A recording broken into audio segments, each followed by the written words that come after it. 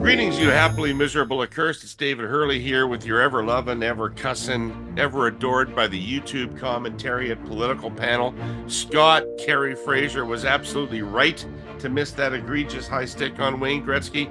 Reid, Kory, just announced as the new Bond villain, Hans Turtleneck. And Jordan, I can mentally overpower any campsite washroom facility, Leichnitz. Blue Jays. Were two of you people at actual games this weekend? Yeah, I went on Saturday. Boo, bad game. You're a Yeah. reverse rabbit's foot then. Yeah, I think that's probably true. Why didn't they win on Saturday? No, They won Jesus Friday. Christ, Friday. Herle. That's right. All of Canada's watching. I went on Friday when they demolished LA, when they demolished the Dodgers in the first game, and my 16-year-old and I were not far away, about a half a section away from that grand slam home run. It was a good time and a good vibe. We had a lot of fun. And a man selling beer stopped to tell me that he loves the podcast. There's a little plug. There's a little excellent. Yeah. Amazing. Who did you have to pleasure to get tickets? Yeah, I was gonna say you got your money's worth at least, eh, Scott? Oh, yeah, Mrs. Ticketmaster asked for all the action.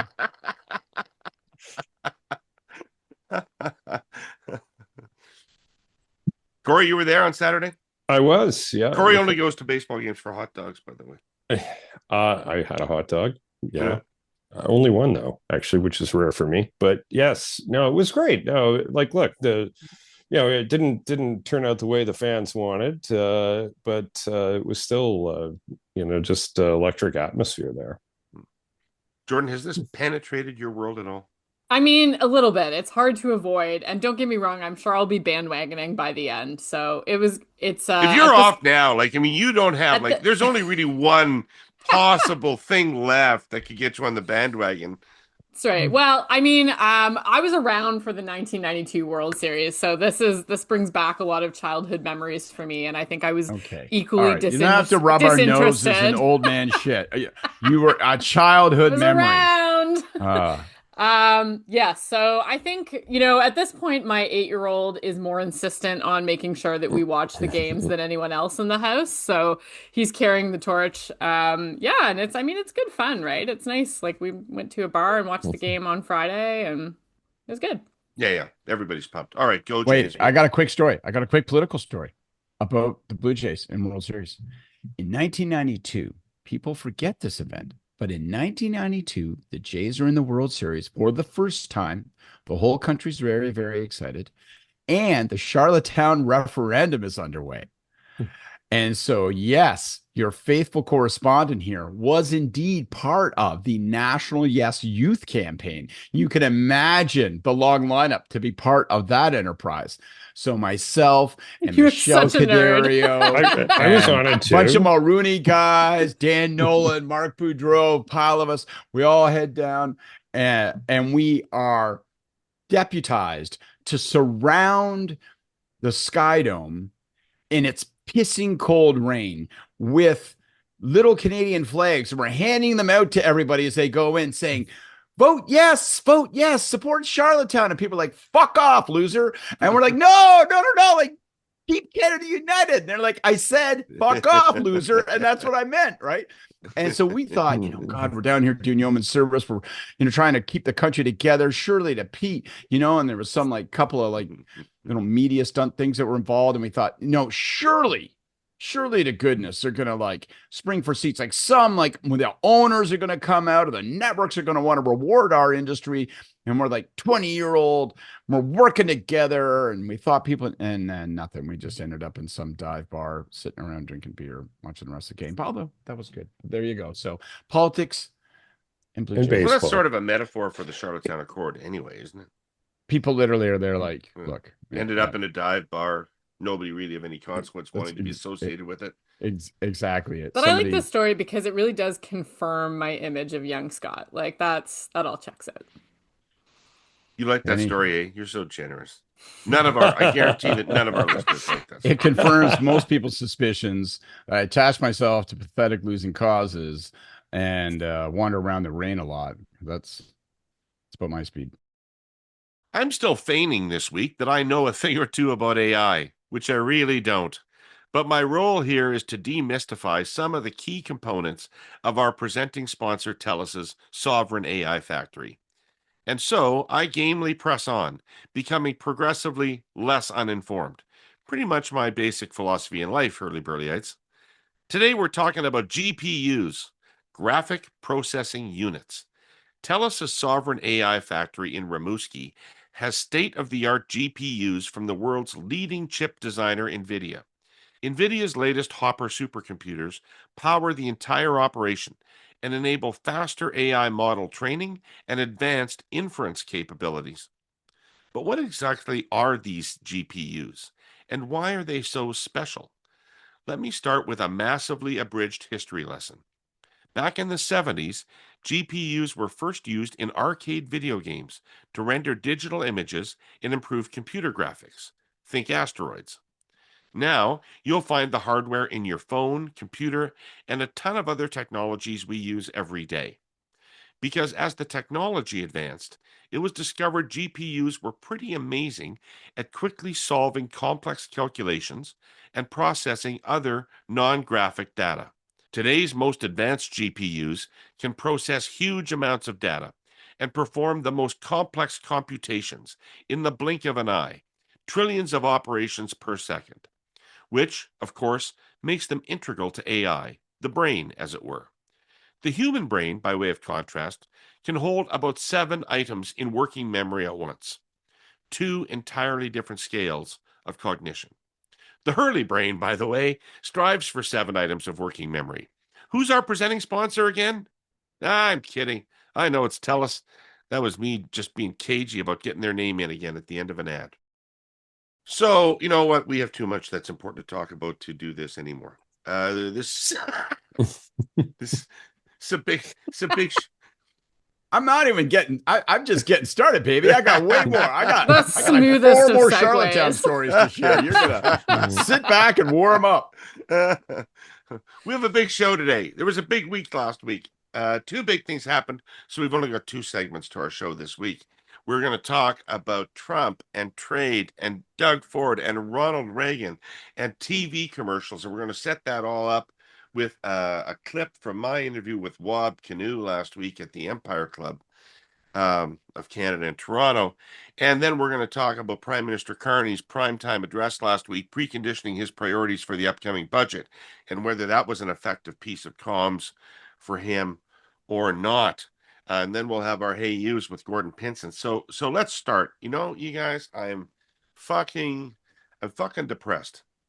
I'm fucking depressed because of what happened on Friday. Even though it just reinforced something that I obviously intuitively knew. But the fact is that a little television commercial that was not going to change Donald Trump's world at all provoked him to just arbitrarily add 10 points to our tariff pile here in Canada. And one can debate the merits of the commercial strategically, although I was amused at how, amused is the wrong word, and how quickly some people went to that place. But the real thing is, what kind of situation are we in? What kind of hopeless situation are we in talking to this guy? What would be the value of a deal with him anyway, when he has such a hair trigger response to anything? Do you think if we'd had a deal on steel and still run that commercial, that deal on steel wouldn't be overturned? He would immediately have overturned it. We are, and I use this sort of analogy advisedly because I know it's triggering for a lot of people, but we're like a battered wife. We are tiptoeing around our house, trying not to say anything that will offend the guy in the fucking white undershirt so that he doesn't turn around and beat the shit out of us. This is no way to live. This is crazy, the situation that we're in. And since you know the most about it, Kory, I'm going to turn it over to you. What the hell happened on Friday? Well, it's a good question, but I think you kind of put your finger on what it is. This is what life with Donald Trump is. And you can come up with many reasons as to why that is, but like I think they all come back, if you're looking at not just Canada but other countries, to Trump and what he's like, and pull the camera back. What else has been going on? In the past week, the East Wing of the White House was bulldozed. The Trump's off in Asia with others. He had another 100% tariff put on China over its spat on critical minerals, despite already allegedly having a trade deal with China.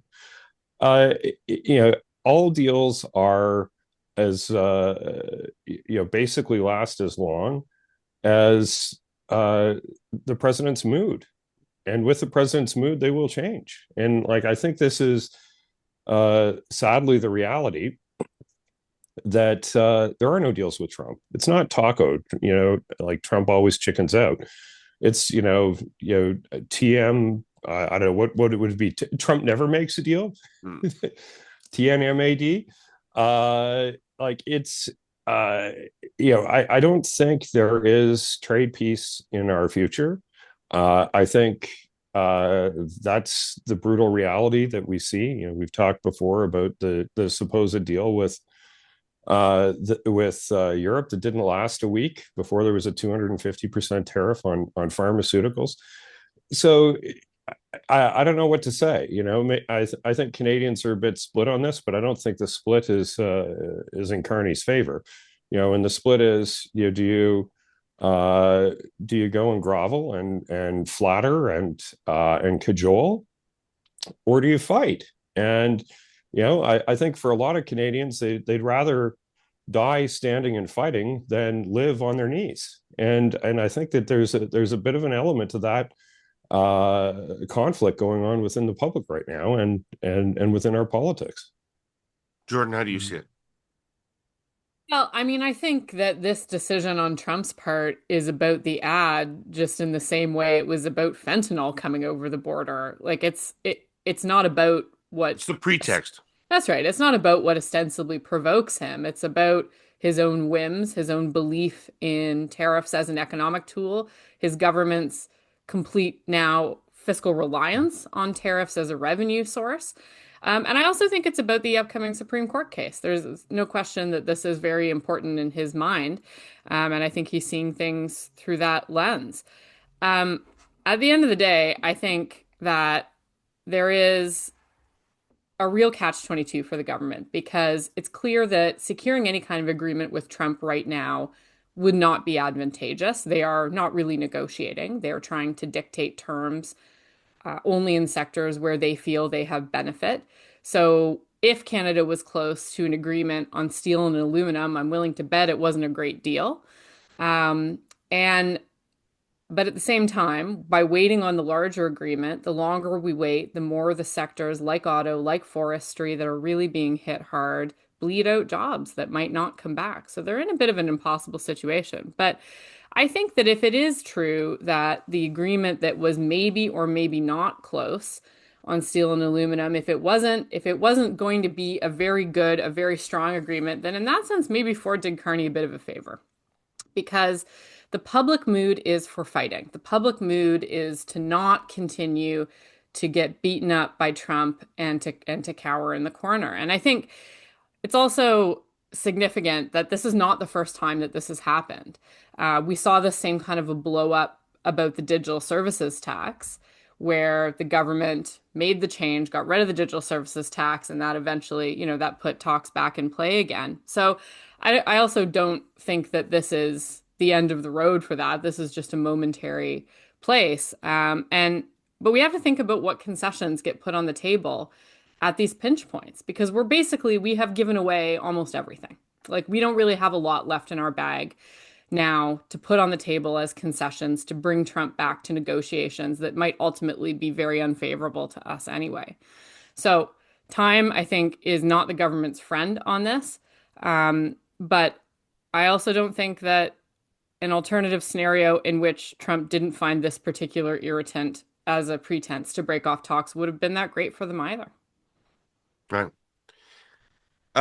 Scott, I'm really inclined to be so deferential to the Prime Minister on this, but it does appear as if the narrative is escaping him now on Canada-US relations. Maybe. I don't know. I'm not Nope. as critical of the Prime Minister. Like I'm not being disagree with. I'm not being critical. That didn't imply criticism. It implied that Trump is behaving in a way that a steady negotiating process doesn't Right. yield anything. Well, I mean, people are going to debate whether the commercial was a mistake and all that sort of stuff. I mean, my view is whether, and I think we all would have rushed to the microphone and said that we thought it was a great thing if there'd been some kind of deal. And even if it was limited, I think we would have applauded the fact that we had it. But I actually do think, and this I hope isn't just ex post facto analysis, I think we end up maybe, oddly enough, in a slightly better place strategically. Like as long like now, where are we at now? The Prime Minister says, "Well, look, we stand ready. We stand ready to talk." And I guess from my perspective, my takeaway from this whole incident is we are dealing with a situation so absurd, so disconnected from reality that you are not permitted to speak the truth within earshot of the President of the United States if that truth is offensive to him or collides with his version of truth. And we can't assume that we will somehow play the percentages of that game and emerge a victor in any way. So where does that leave us? A bad place. But the bad place, it seems to me, is the impossibility of Trump's position, where he's going to blow up the rules-based order of the international trading system, which he's been at work at for 6 months, and then dictate, nevertheless, even as he withdraws that state, dictate what people can and can't do. And he's starting to find out that that is not working. And it will really begin to not work. And this may take months or a year or two as people in the United States start to feel the economic consequences. And I know we've all been talking about it, but I sort of end up in the same place as Jordan in the sense that if the only deal available now would be one that requires appeasement and pandering and actually locks us into something that is A, not reliable because he can change on a whim, and B, not necessarily productive, not necessarily a set of concessions and a set of trade-offs that we actually are really going to be enthusiastic about. Maybe our only hope is to just stand ready, suffer what we have to for a while as we move through this, stay out of the asshole's orbit, and do what we can, managing what we can with other countries. The asterisk to all of that, and then let the pressure build on him, and hopefully he ends up sort of pulling back because he won't do anything until it's in his interest, until doing the opposite hurts him. He could care less how much it hurts us, how much it hurts anyone else. And the one asterisk to all that is he is still going to attempt, right? It's not enough to say, I'm going to gradually deny you access to our market, and I'm going to punish you capriciously when you say or do something I don't like with this ad situation. But I also will insist that if you fly to Asia, that you not have conversations with the Chinese. I don't like that. I don't like you dealing with them. Well, listen, if you're going to say that we can't have access to your market, don't be surprised when people go running. You just went into a tone of voice that's unacceptable. Right. You just went into a tone of voice. You're talking to him, and metaphorically in the saying, you just went into a tone of voice that would offend him. Right. Absolutely, I did. So that's why I'm saying maybe it's better just not be in a room with the son of a bitch and say, okay, fine, we stand ready, but I'll work on things with Malaysia and Europe, and and eventually we're going to have to sort of thread the needle with the Chinas and the Indias of the world, which is tricky in a whole pile of ways. But what option has he left us? And trying to secure some kind of deal, whether it's broad or narrow with him, feels like mining for fool's gold. So there used to be a police chief in Ottawa who had a thing about Halloween. He used to call reporters and suggest parents hold Halloween parties at home or in community centers instead of letting their kids go door to door. He thought trick-or-treating was nuts. He just couldn't imagine why anyone would let their children wander around at night, often by themselves, walking in the street accepting candy from strangers. What's the matter with people, he'd ask. Well, Our trusty chief is gone now, and kids are still wandering around at night on October 31st, often walking in the street, accepting candy from strangers. It's a ritual. We live in the world. There's risk in everything. All we can do is be sensible and pay attention to basic safety. Our sponsor, CN, is sort of obsessed with safety, and it has a few suggestions. Reflective gear, reflective tape, glow sticks, flashlights. Those LED lights cyclists use that you can see a mile away. Make sure your kids can be seen by motorists and train operators. Costumes shouldn't trail behind kids. They can get caught where they ought not to. And masks shouldn't block sight or hearing. If there are train tracks in your neighborhood, please make sure your kids stay away from them, far away, even if they lie across a shortcut. Sometimes you don't know a train is coming until it's in front of you. And you have heard me say it here before, it takes a minimum 18 football fields in length to bring a train to a complete stop. If you must cross tracks, do it at a marked pedestrian or roadway crossing. Don't use cell phones or earbuds around tracks. And for heaven's sake, don't pose for pictures around train tracks or use them as a venue for any sort of Halloween prank. Trains never take the night off, never. Not on Halloween, not on Christmas, not ever. That said, CN wishes your kids a great Halloween. May they all be safely gorging themselves on gooey treats the next day. Okay, so this offensive ad, is exactly what Wob Canoe was telling me on Thursday night in Toronto that Canada should be doing. So let's play the clip. The Prime Minister has received criticism from some quarters from not being elbows up the way he promised to be elbows up, and for not being tough enough with the Americans, and not retaliating, and not doing going into the Oval Office and sucking up to Trump and not coming away with anything. And have you made these criticisms? You just had those like right there, ready to go. Like they're right there. They're right there because I hear them all. I hear them all the time. I don't know if you know who my partner is.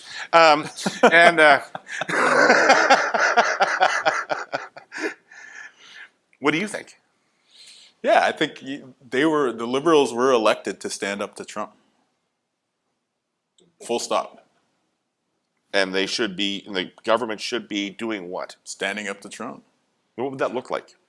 Well, I think we need to have some bravado, have a little pushback. Let's, show them we're in the, before I was a partisan, I covered the 2011 provincial election and the Manitoba PCs. I was there in their campaign headquarters on election night. They had tried to run a positive campaign when the NDP of the day ran a very negative, Oppo-heavy campaign.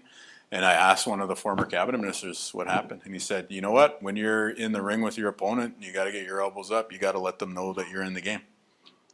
And I kind of think that logic applies, which is like, yes, you need to schmooze, but what does Trump do? He schmoozes in person, and he's very kind of like perceptive of whatever emotional stuff is going on around him. And then you leave, and then he like calls you names, and he goes crazy on True Social, like immediately afterwards. And I'm not saying we need our leaders to be like, oh, we're going to go to social media after this, but we do need to have strength. We do need to show that we're serious about sticking up for ourselves as a country. And not for nothing, a lot of Canadians, for a good chunk of this year, have been not buying American booze, have been not traveling to the U.S., and I think are in the process willing to say, like, you know what? To me, national pride is more important than a bad economic deal that we may or may not be running for. So, again, I want to play a constructive role in Team Canada. I fully expect to continue to work with the other premiers and the Prime Minister. But I will always be a voice pushing for us to be stronger against Donald Trump than what we're seeing right now. Okay, so he wants elbows up. He says Carney was elected to be elbows up. Jordan, let's start with you on this. Right? Yeah, he's right. He's okay, but what about the consequences of elbows up? Right? Because the consequences of elbows up are that you don't get any deal on steel, aluminum, autos, or forestry. And no relief for those things, and maybe you don't get CUSMA, and so like this is a classic case. Some people would say of cutting off your nose to spite your face. And what are you actually supposed to do in this circumstance where elbows up means retribution? And you can say the politics of elbows up are good, but the politics of retribution might be bad. Well, counterpoint, we haven't really tried elbows up under Carney. So I don't know that we actually know what the outcome would be. We can make some assumptions about what the outcome will be, but we don't really know. And in fact, the evidence I would suggest is a little bit to the contrary. Earlier on in Trump's tenure, when Canada did hit back with counter tariffs, that actually, it did get his attention, right? So I'm not sure that that conclusion is a correct one, which is that if we do fight back at all, it's immediately going to be worse. It's worse now. We're in a worse position than we were 6 months ago already, even having given away all sorts of leverage. Like, I think at the end of the day, there's two things going on here. One is that domestically, and I think this is what Premier Canoe put his finger on, there is a huge appetite to fight these incredibly unfair attacks coming from our closest neighbor. Among the Canadian public, among the premiers, Danielle Smith accepted, there is a spirit of wanting to fight back on this because each province understands that it's existential to their core industries, to their future economic success. And most premiers understand that we're only going to succeed all together. There's no world in which one province is successful and the whole country is not, right? So we have to be fighting together as a group. And then the second thing is that the Canadian public are there. They want this. People have consistently shown that they have an appetite to fight more strongly with the United States. And I would submit that we have got to find some piece of leverage. We need to have some way to push back on the Americans that pulls us out of this spiral of concession after concession after concession, because we're at a point now, and this, by the way, has been where we've been at since the summer, where we are giving concessions just to get back into the conversation with Trump, where he can then beat us up again. So we're giving concessions not to win things in trade agreements, but merely to get back to the table. And that is just not a sustainable approach over the long term, particularly when not only does it not yield positive results, it actually has placed us ultimately in a worse situation with more tariffs, more sectoral attacks on our industry. So I think at this point, the government, we can say they've tried everything except actually fighting back in a more cohesive way. Now, the second thing I would say about that is that is always going to be more effective if it happens with our allies. So this is a place where the conversations that the Prime Minister is having in places like Europe need to be aligned in that sense. There was a lot of disquiet in Europe as well about the nature of the agreement. They all rushed to get a deal, Jordan. Right. They all rushed to get a deal, and they're being used against Carney. And I see it was not popular, right? What I see out there is in Canada, people are saying, "Oh, look at all the countries who got deals. Carney couldn't get a deal." Well, but again, like, did that deal matter? Because Trump went back on it almost immediately, right? So we're not the only ones in this boat. It's better if we act together. But I would say, I would quibble with the underlying assumption in your question. I'm not sure that it would be dramatically worse if we fought back. We haven't really tried. Okay. Kory, what's your take? Well, I'll poke at, did anyone else get deals? And like, what is all of this about? Is it about trade imbalances? Okay, well then explain Brazil. Because Brazil, it's not about a trade imbalance.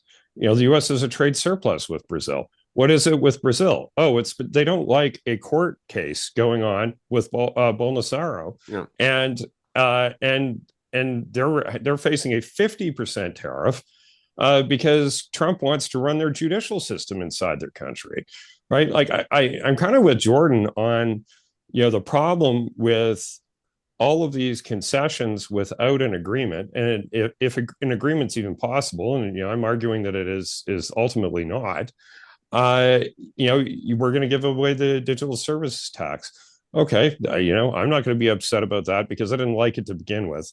But from a negotiating perspective, what did we get? Not a goddamn thing. Now we can unilaterally disarm, and everyone can say, "Oh well, we're not going to do any advertising," or make very basic points like, the Republican Party and many of its previous presidents, including Reagan, were very pro free trade and made lengthy and articulate arguments against the use of tariffs. Okay, you can't do that either. So, we're going to give away the ability to fight. We're going to should we give away the independence of our courts too? Is that the right thing to do? Should we say that we're not going to, withhold things that are key to their economy? Like, should we just take everything off the table and then see what kind of agreement we get with this lunatic? I don't believe we're on the cusp of an agreement. Certainly not any. I've heard not a single person, publicly or privately, indicate that we were about to get some sort of universal agreement, maybe a partial agreement on steel, maybe a partial agreement on aluminum, but for how many days, right? And what does that say to the forestry sector, which is, I'll point out, EB also wants to run ads and is actually running ads, I believe. It does nothing for softwood lumber. It does nothing for the auto sector. And, at the end of the day, for this politics show, leave the policy aside, the politics of this, I think, are increasingly clear. If you ran on elbows up and then you are all elbows down, you are offside with the electoral mandate you just got. And there are a lot of other people who got mandates, Ford, one of them, to be elbows up. And the fact that they're actually following through on their campaign commitments is probably, I think, more politically the place you want to be if you're Carney, than laughing at all the president's jokes in the Oval Office and playing along with this charade. The greatest trick the devil ever pulled was convincing the world he didn't exist. A quote from the character Verbal Kint in the film The Usual Suspects. Originally, though, the thought is attributed to French poet Charles Baudelaire. Whatever the source, the core of the trick is misinformation, denial, disguise, which strikes our sponsor, the Canadian Climate Institute, as a perfect theme for the week heading into Halloween. Canada has just come through its second worst wildfire season on record. Close to 9 million hectares burned, or an area roughly the size of New Brunswick. Although science has directly linked the growing severity of our wildfire seasons to greenhouse gas emissions and climate change, there are those who would prefer you believe an alternate framing. If you've seen the movie, a little like Kaiser Soze in disguise. The false narrative here is that wildfires are human-caused, with arson often fingered as the villain. But there's how a wildfire starts, and there's what fuels it to spiral out of control. Fires can be ignited by lightning, campfires, equipment sparks, power lines, or, in rare cases, arson. However, it's the condition of the landscape that provides the fuel for wildfires to spread at record speeds and become more voracious. Increasingly dry vegetation caused by earlier snowmelt, extreme heat, and prolonged drought. These are climate change effects, supercharging our wildfire seasons. We need to stop adding fuel to those fires, dry tinder in the literal sense, and misinformation in the figurative sense. The true devil, distracting and delaying us from improving climate policy and reducing our emissions. The Climate Institute reminds you the time is now, and wishes everybody a happy and safe Halloween. We would all have agreed in April that this is the reason why Poilievre lost to Carney. Why isn't Poilievre rushing in to fill the gap Carney has left for him? Why? Huh? Poilievre makes tried a little bit on the weekend. Yeah, that video was interesting. He released that walk and talk video ad thing, which I think captures. It crystallizes. Well, you tell me about it, because what I haven't seen is I have seen him criticizing, and I've seen that party criticizing Carney for not doing what he said he would do in the election and for mocking his elbow positioning. But I've not seen Poilievre move into the position of Captain Canada, I'm going to fight with Trump. No, but that's, and you're not going to get that. Well, if that's the space, why wouldn't he? Because one, he's got 25% of his voter coalition thinks that Donald Trump is a good guy, which is 45%. Well, even worse. So that's a silent fact that he has to, a silent, quiet, uncomfortable reality that he has to manage. But just as much, I don't think he has any answers. And so I think he's he wants to be in the classic cake and eat it too thing. He'll criticize the prime minister for not achieving results, but he's not going to put himself on the cross in terms of how he would do things differently, other than to say, well, I would be better at it. And then he'll release walk and talk videos that feel like they lack the seriousness of the situation. Hi, I'm here on the bridge with Windsor. And then he and it's like, what am I It's watching? just a little gleeful. Just a little excited about the failure of things, and just a little glib for such a grave topic. But I want to go back to, what does Carney do? Because I'm not in the same place as Kory and Jordan completely.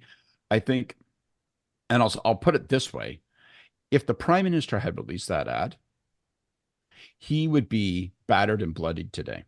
Public opinion would be damning about him. Ford can get away with it because Ford is not right there. Ford is not placing the country on his shoulders. So Ford's getting some criticism in some quarters, but by and large, if the prime minister had released that ad, I think he'd be getting it with both barrels today, with people saying, your belligerence, your impetuousness, you went too far, you've cost us, you're costing real people, real jobs, you're costing real economic pain. And so I think we are correct to say that he was elected to be elbows up. I think we are correct to say that that is the current demand of the public.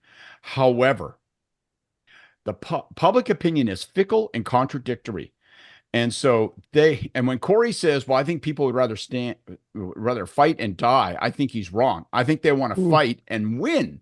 But well, I think I said stand and fight or live on your knees. I think you said fight and die. Actually. Oh, well, maybe I think you literally. We can roll the tape back. Okay, well, roll the tape back. But maybe, I don't think people want to fight and die. And so I think there's a nuance. I think that Carney is.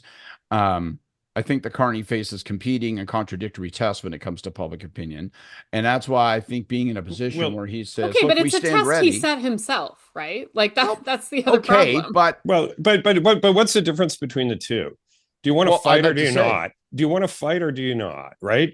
And whether, whether it's a fully successful fight or whether, we die on the battlefield fighting, like what side do you want to be on? Because I'm not sure that a life of subjugation is really what people signed up for here. Okay. All right. We get it. Yeah, I know. But that's like, you have to take it to the next step. Describe what has to happen. Here's what I think needs to happen, because I think it's a much harder circumstance than you guys are suggesting, that politically he'll be applauded if he just throws dirt in the president's face. I think that will, as we saw this weekend, come with real consequences. When the prime minister, not a premier, does it, I think the consequences will be more severe and the accountability will be more demanding on Carney. So I don't think it's just as easy as we're describing. I think that there is I think that he has to be aloof to Trump for a while. Trump says he's not meeting with Carney for a while. I think you almost celebrate that. We're not scrambling to get back to the table at this point, in my view. I think you want to be in a world of, you know what, chill. That's fine. We're going to go out, do our thing, fortify industry, stand up for our people. I'd be elbows up in terms of support. I'd be making certain that the budget is filled with measures that are supporting our industry and our workers. I'd be really heavy on the workers and go street level, right? I'd be telling that I pick a couple fights of the business council when it starts telling people that we need to be Chamberlain, and I would call them out on that. So that's another way you can be elbows up. And I think there is really an important aspect to what Jordan said earlier, right? Like, we need to start to build the coalition of the defiant, who say, actually, we do need to preserve world. So there's only two countries that really fall into that category other than Canada, and that's India and China. And so I think I would start there. Because if you look at there's I think you can also get going with the EU. I think you can get the EU to say, listen, we've only got really fuck all out of this. I'm not sure that but this is the strategic thing, right? Like, so there's two things. Where's the politics? It's clearly on fight. It's not on kowtow and flatter. But what's the right negotiating strategy? If you were advising the prime minister, Kory, would you have run that ad? Be honest. Go back in time. You would have not run that ad. I think there is a difference between Ford doing it and Carney doing it, but there's a good cop, bad cop routine there that I think probably helps Carney more than it hurts him. But what I would say on fight versus flatter is you've seen more movement from Trump on fight than you have on flatter, right? And like, flatter is very temporary if it works at all. And fight is, what, it's a more dynamic situation. But if you look at the withholding of critical minerals, things like that China's done, that has gotten more of a reaction than going into the Oval Office and kissing his ass.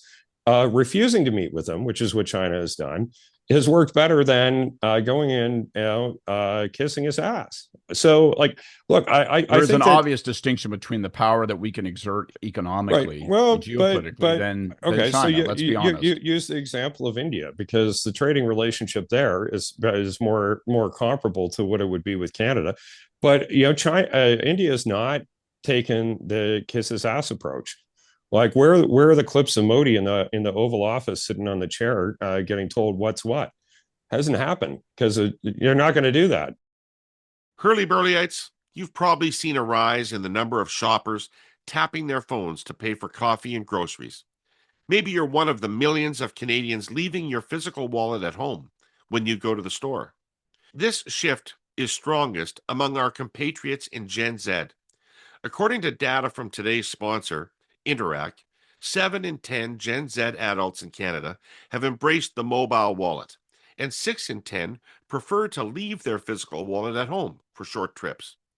With this in mind, it's no surprise that mobile purchases using Interac debit jumped a whopping 27% from 2023 to 2024.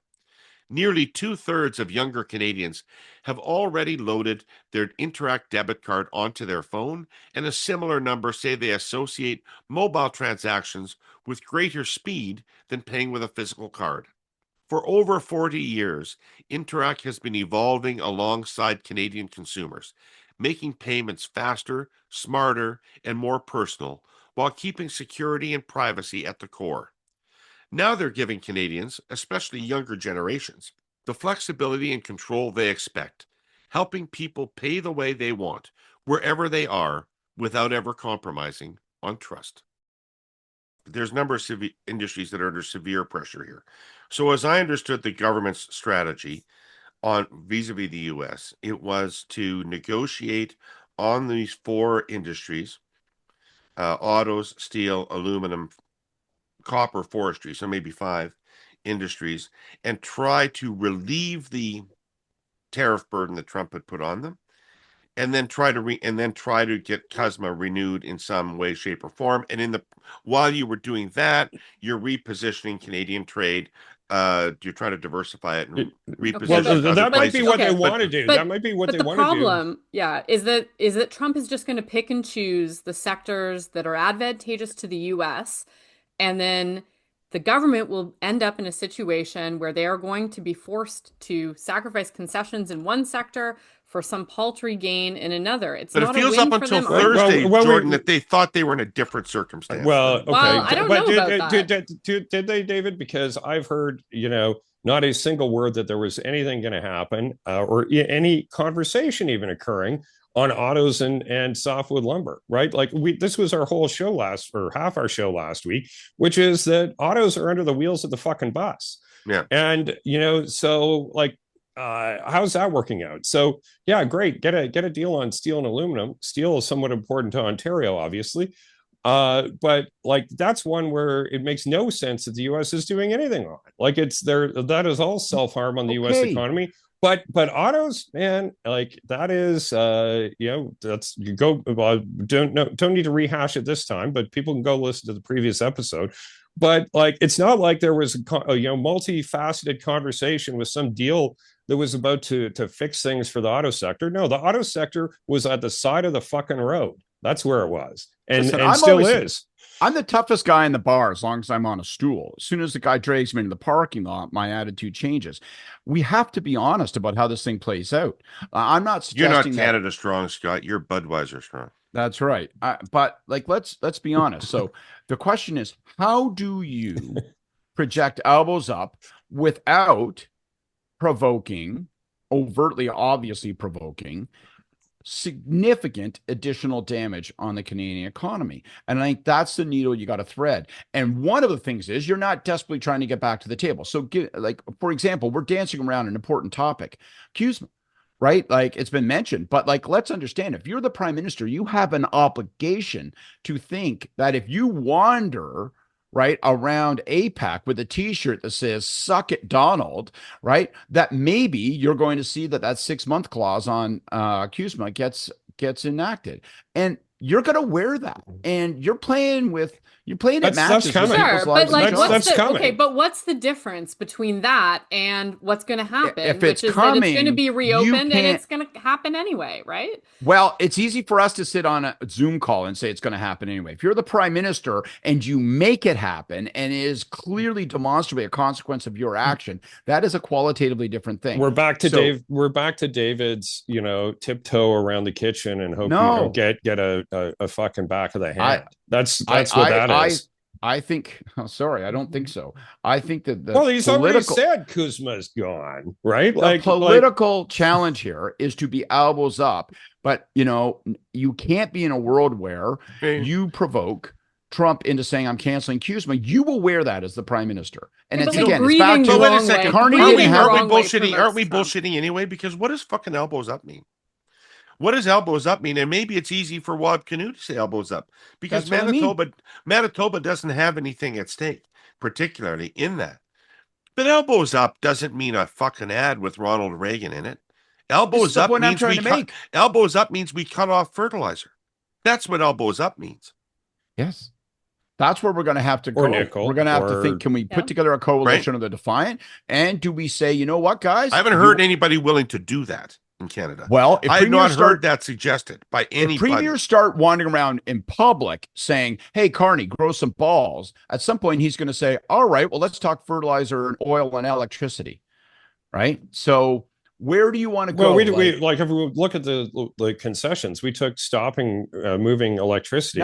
You're slipping the punch. You're slipping the punch. In exchange for reduced tariffs on steel, which not only did it not happen, they doubled after that. And my point is going to leave us. I want to pin you to the wall on this. I want to pin you to the wall on this, Kory. Right?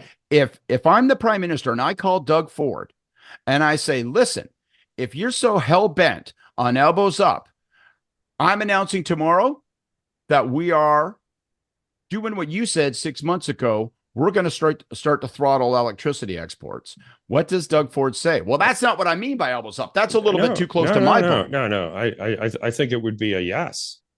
Because I think there is a fundamental disagreement in what that looks like. And I think Ontario, who, to David's point, has a lot more at stake in this and is a lot more going to be on the losing side of it, the way it looks like. There's a greater willingness to fight. And where there's less willingness to fight is, where's there the least willingness to fight? Alberta. And that's because they're going to be held harmless in this. In fact, life might get better. You might get Keystone XL at the end of it. So, look, I think there's a lot more willingness to fight in Ontario, and that's the reason why. So, I think that's why you're seeing more fight there. Okay, Jordan, wrap it up with what fighting looks like to you. Well, I think it starts with working with allies. It starts with putting together some coordinated action. I think it also starts, by the way, with better communication, as I talked about last week, between the Prime Minister's office, the Premier's, stakeholders, like pulling people together again for more of a Team Canada approach, something that we saw earlier in this iteration of the conflict. And I do think it starts with having those conversations internally about what we can put on the table for leverage. And even the fact of having those conversations and that being known is a form of pressure that is more significant than what we've traded away to date. I think that Scott is right in terms of the Prime Minister needing to be very cool to the idea of meeting Trump. We don't feel time pressure necessarily to get back to the table because we are getting fucked every time that we're sitting at that table. So now it's up to the government to turn back to the stakeholders that it has here in Canada and formulate a plan and also fortify our country against what's coming, which I think probably leads us into the budget. Well, I'll give you a few tangible things that you could do. You could tariff U.S. autos. You could bring those back. You could reduce tariffs on Chinese autos, or you could strike a deal with China on any one of a number of things, or India on any one of a number of things that would be concerning to the U.S. Do a deal on critical minerals with China if the U.S. doesn't want to work with us. There are a lot of different things that you can do either with the United States or elsewhere that are putting pressure. You could change the quota levels for on steel to keep U.S. steel and other foreign steel out of our market, and say we're going to use more of it here at home. There's a lot of things that you could do. And if you want to go through the list, they could sue GM and Stellantis for breach of contract. That would be very unpopular. I think you saw some measures around that going on, and that I think might be as much to do with this as an ad campaign in terms of a U.S. response. But all of that, like there are all things you could do. There are more tools in the fight kit if you want to use the fight kit. But if I'm going to just say, put it out there, the other approach does not appear to be working. And so continuing to do something that is clearly not working sounds like a bad idea to me. Scott, do you want to fight with Kory some more? Or do you want to fight with me? Oh, I don't know. You know me, I'm elbows down. Look, I'll add this as a button on this conversation. I agree with a number of the measures that Kory just talked about. I think that there's fertile ground. I wouldn't be surprised if we see some of them, but it comes back down to two core things. One, if we really want to gain leverage, then we have to be willing to deal with the consequences of punching them where it hurts, and that means oil, potash, electricity. Getting closer all the time. Huh? We're getting closer all the time. Yeah. We're getting closer all the time. And then the second thing I would say. They're saying potash correctly. I mean. Right. I'll just say ash, and then you can add the pot later in post editing. And then the other thing is that if and I think this is a problem that is going to create sustainable issues for Trump eventually with everyone, is that if you're going to push everybody out of the U.S. orbit, ultimately you are going to push people into China's orbit. That's not easy for us. Right? There's a whole pile of reasons, the two Michaels, all sorts of shit, all that, a lot of discomfort. But if you're going to push us out of the U.S. orbit, then don't be surprised when a bunch of them say, well, I have no choice but to work with China. And that's where this thing is going. Donald Trump is the best president that China ever elected. I'm definitely not as certain as I used to be about in which country I'm more likely to be arbitrarily picked up at the street. Right. I used to think that was China for sure, but now I'm not so sure. All right, let's quickly switch topics for a few minutes. And this is where Scott and I will start off fighting, and I don't know where the two of you are. I really liked the PM speech last week. I don't know if it was a commandeer airtime address necessarily. And I might have thought that would have been better in the House of Commons or some other format a bit, but I liked the content of it. It did something I thought he needed to do and had not done, which is pull all the things that they're working on together into a narrative, make it sound like a plan, to situate the budget, tell us a little bit. I mean, it might have been newsier if it had measures, but for my purpose, it didn't need measures to tell you what the budget had to do and where it fit into that economic plan. So to my eye, the government had been working really, really hard for a number of months, not been telling us what they were doing, and certainly not stringing it all together in a narrative. And I thought that was not a bad shot at doing that. And it didn't result in news the next day, but I think it has resulted in succeeding days in context existing for what the government is doing that did not exist before. Scott, rip me apart. Well, it's not a narrative if it can't be easily repeated by people. Understood and echoed. And what he said has not been understood and not echoed. It doesn't have a persistence to it, and isn't just about whether or not it got a story in both the Globe and Mail and the Toronto Star and at CBC that all said the same thing and reflected the same message. It isn't just about the lack of an announceable. The presence of an announceable is a tactic that is intended to drive home, crystallize, and force people to understand and accept and consume your narrative. So I felt, contrary to what you're saying, and I sound like I'm being more harsh on the speech than I really intend, because I don't think it was a terrible speech. I just don't think it met the moment. I think, again, there's a preconditioning issue where they told us, we can't tell you what's in this speech. It's a really important speech, going to be a primetime speech. You've now established stakes, right? And then they weren't met.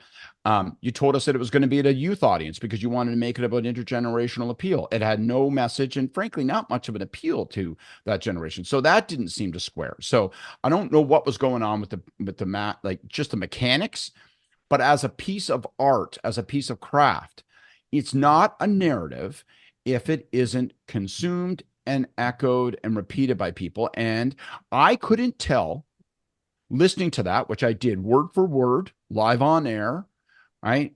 I could not tell what the Prime Minister wanted me to unmistakably do not have to think before you speak. This is what this is about. This is what the budget is about. This is what you need to know. Come hell or high water. When Paul gave that pre-budget address, right, it was understood that the mission was deficit reduction, and you could have a view on that. You could be for it, against it, or whatever, but there was no mistaking that's what the mission was. It was not clear what the mission was from the speech. So that was my concern. And if there was a takeaway, I think it was one that they themselves would dispute, because by talking about sacrifices and trade-offs, by talking about how this is going to require rewiring of our entire economy, those sorts of themes, it suggests it's going to be an austerity budget. And I think they want this to be about a stand steady, sturdy growth. We're going to protect jobs and growth, and we're going to build jobs and growth. I think that's what they want as the narrative, or at least an element of. So by signaling that it's an austerity budget, I think they made they're probably overly worried about what the reaction to the deficit number is going to be, and I don't think they should be. Jordan, what's your take on the speech? I'm closer to Scott. I can see what they were trying to do. You can see that there was a clear, we've got the Prime Minister on the road. Wait a second, before this gets too goddamn negative, I'm a Carney guy. I'm going to wade in here. When is the last time a Prime Minister gave a speech that intellectually coherent and detailed about the economy and their views on the economy? I'm sure, Stephen Harper. Yeah, and actually, that's maybe my main criticism. I think it was a repetition. Frankly, to me, it seemed like he went back to his campaign stump speech. It was a repetition of the same sort of some of the strings of platitudes we heard during the campaign, that we're going to catalyze and innovate our way out of this. I think that there were a couple big problems with it. So first, you can see that they thought, we need to set up the budget. We have to do this. So we've got and I think that they slotted into an opportunity, my guess, an opportunity that was maybe there already, because that setting for me, I hate it. I hate the idea that it was a podium speech in a formal setting, in front of students, where, by the way, the only kind of intergenerational stuff they put in was weird nostalgia about when I was in university and the World Wide Web back in the old days, and no. So I thought it was a mismatch setting wise. I would have much preferred to see a speech like that, fucking down on the ground with some of the workers, some of the people who are being impacted by the economic insecurity and the trade war that we're having. I think the visual was wrong for it. I think that, as Scott said, they telegraphed it as being very significant, and it wasn't. There was really nothing kind of new in it content-wise. They pitched it as being about some of the trade-offs and the hard sacrifices that were to come. And in the speech, he even talks about, I'm going to be straight with you about what's on the table. And then he just fucking wasn't. The only line in there really was, we're going to do less of some of the things we want to do. That's as specific as they got. So I don't think it even met the test of actually calibrating what might be on the table in the budget. Overall, I thought the tone of it missed the moment that Canadians are in. People are feeling incredibly worried. They are feeling incredibly precarious. They are feeling incredibly concerned about what we're heading into. And I'm sorry, but they don't feel like, if we are in a position where our solution to this is that we're gonna grow the economy, we're gonna catalyze, we're gonna innovate, we're gonna have all these new investments, people do not feel like they are getting a slice of that kind of economic growth. They don't think it's for them. And so for me, I think the greatest sort of sin of this as a communications piece was, as Scott said, no clear message coming out of it. but also more that it didn't meet the moment of the concerns that Canadians have to set them up to understand what is going on in the budget. So I don't think it helped. And I also don't think doing one speech, and then sending them off to Asia until immediately before the budget is going to suffice in terms of their pre-budget comms. So I did not like it. I was not a fan. Kory? I'm kind of in between the two of you on this. Given the amount of you sound weary, Kory. Well, but like the amount of belly aching we've done about lack of narrative and lack of attempt to sell a narrative, it would seem pretty hypocritical for us to go out and kick the shit out of them for then trying to do that. But I'm kind of with Scott that it's maybe a C plus effort. I don't know. It's a C. It's not an A or a B. But I think more of that is probably in order for them. But I think sharpening what that narrative is also in order if you want to have it be effective, and then also backing it up with some advertising, because this notion that you're going to have one big speech and then everything's going to be okay and you can just coast on that for weeks at a time. We're just not in that media atmosphere. We've spent the whole front half of the show talking about Trump, but let's talk a little bit more from a tactical perspective. Trump is how you operate in this media environment today. You're out there pounding day in and day out with messages that are a lot more digestible than what we heard in that speech. But this notion that you can go out occasionally and make one big speech and then that's going to carry your comms. No, it just doesn't. And where are the ads? Where are the sound bites? Where's the sharpness in the message? I think they got to improve that. But I'm not going to shit on them for going out and doing a speech trying to lay the narrative out, because was sorely lacking. This is an attempt to do it, and so I think we should applaud from a political craftsman's point of view the attempt to do it. I just don't think it was a stellar attempt. Yeah, Scott, you talked about 1995, and Paul in 1995 used House of Commons Finance Committee to do something revolutionary at that time, which was to present a PowerPoint presentation, which was at the peak. And that's what I think the Prime Minister should have done this week. Yeah, PowerPoint presentation. My point was that a lot of graphs. What Paul did that night led both. People like bullets. He led both national newscasts. He'll make 3 points if he can. Was on the front page of every newspaper, and that framed the whole conversation. Right?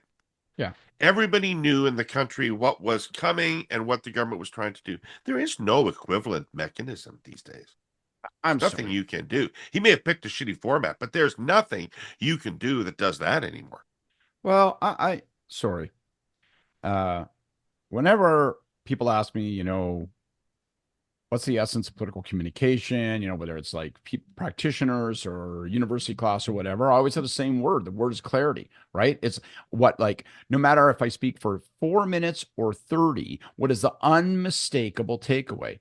And I know that we don't live in a world now where it gets covered live and then gets repeated back, and then it dominates newspapers that are consumed on every doorstep, and the news, which is listened and watched by 2 million people each night. I know that's not happening, but that doesn't mean that you don't still face the fundamental test of, is your desired takeaway crystal clear and unmistakable?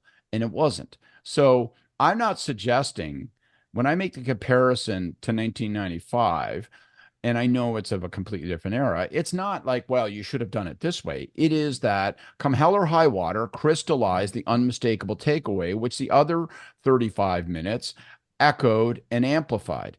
This didn't have that core message. And whether it was listened to and watched to by 20 people or 2 million, it wasn't there for people to unmistakably absorb. And that's why it's not a narrative. I keep saying it. It's not a narrative if you don't absorb it and echo it. It just isn't. Fair enough. All right. Gordon Pinsent, would you assemble the accursed out there across this great land for the Hayus? Ladies and gentlemen, please return to your seats. The Hey Yous are about to begin. And we're going to start with, I pick at random, Jordan Leichnitz. You pick at random.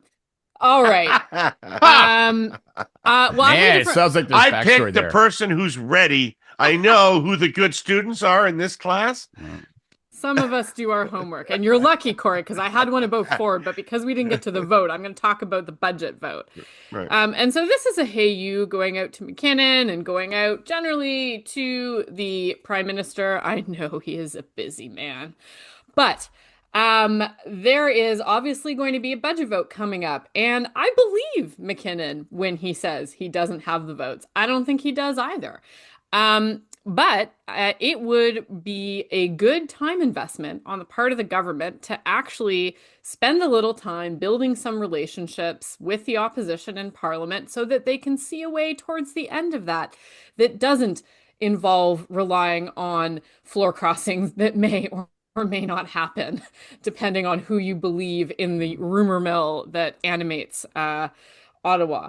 Look, it is absolutely 120% the Liberal government's job to find the votes to pass that budget. It is the opposition's job to oppose and to criticize.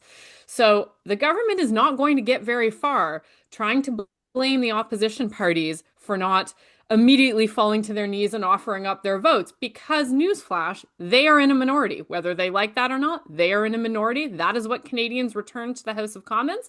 And so they got to work within that reality. So my hey you out to McKinnon and his team, perhaps a little less bluster in the media and a few more substantive meetings might get you closer to where you need to be. But you're going to sweat this one a little bit because that work was not done over the last few months. That's my hey you. There you go. Well, full of bravado. I would encourage all New Democrat caucus members to Google Fabien Roy and Creditiste and see how that ends for you. So, Kory. Yeah, well, I'll build on that because my hey you is to all the party campaign teams. We've talked about this a little bit before. Minority parliaments, you are always in a better position if you're ready for a campaign. And I don't feel like any of these parties, frankly, are ready to go to a campaign. Yet a campaign might happen. It's like, I would say the possibility of that is still not high, but I think it's higher than it was 2 weeks ago. And it could be higher yet before we have a budget vote. You really, I think in these types of parliaments, you owe it to your party, you owe it to your leader to be ready to go, like fully ready to go, and to be informing the leadership in the parliament as to what your level of readiness is, because well, to your point, David, that can work very poorly for you if you're not ready to go. But there is a higher likelihood of a campaign now than I would have ever anticipated. And I thought the Liberals would have a dance partner at this point for the budget. They don't have one. If that isn't keeping Steve McKinnon up at night, it should be. Anyway, I think everyone should be in a higher state of readiness and alert for a campaign, because accidents happen and campaigns happen in minority parliaments, sometimes in unexpected ways. Well, if I was Poilievre, I would be inclined to roll the dice, probably. Well, I think he will always be ready, because I think he's in the game and he could win. But if I was one of the minor parties, my gut tells me that if there was an election, it would not be about weakening the federal government. Scott, I'm not sure there's any command and control in the NDP right now in caucus, and who knows? I don't know. Jordan, you would know better than I. It's almost like the government should have given them a research office. Scott. Kory will like this one. Later today, it would appear that the government of Alberta, Danielle Smith, is going to introduce back to work legislation against teachers in the province of Alberta, and to ensure its passage, she will invoke the notwithstanding clause. We'll see if that happens, if it is accompanied by the notwithstanding clause. But if it is, I would say two things: one to the government, one to the population. Right? To the population, I would say, If you shrug your shoulders and you're unalarmed when the majority government comes to take away others' rights, don't be surprised when they come next for yours. That is the longstanding principle. And to the government, I say, this isn't just wrong, and it is wrong. It is goddamn wrong. It is a wrong thing to do, but it's lazy. It's laziness, because if you can't put in the work to find and fight your way, either with the teachers to an agreement or with the population to permit you to put them back to work and be supported by that, then you're not working hard enough. And say, well, I'm going to take the out. I'm going to give myself the power to do this and not have to pay, any sort of consequence of sitting at the table and forcing my way through it. It's lazy. It's lazy and wrong. And also not a sure political winner, as Ford will attest. Well, I feel like I got to say something on this one. Like, there's also a message, I think, to the courts. If you keep, writing things into the Charter of Rights, which collective bargaining was, the constitutional right to bike lanes, then you're going to see more people using the notwithstanding clause. So I think the court, if you want the charter to not be infringed upon, bike lane thing is such a thin veil. It couldn't even cover my privates. It's ridiculous. Where was collective bargaining in the Charter of Rights? Anytime you use Section 1, anytime you use Section 33, as I said this to Wob Canoe, anytime you use Section 33, you are acknowledging, because we have something called Section 1 in our Constitution, in our Charter, which most charters do not have, American Bill of Rights does not have. Section 1 says you can deny a right in our country. You can deny a charter right, if you're a government, if that can be justified in a free and democratic society. If that suppression could be justified in a free and democratic society, you can do it. So that means anytime you use Section 33, you are saying to the population, as Danielle Smith is, I could not justify this to the court as an action that would be justifiable in a free and democratic society, so I'm just doing it. I confess what I'm doing is wrong.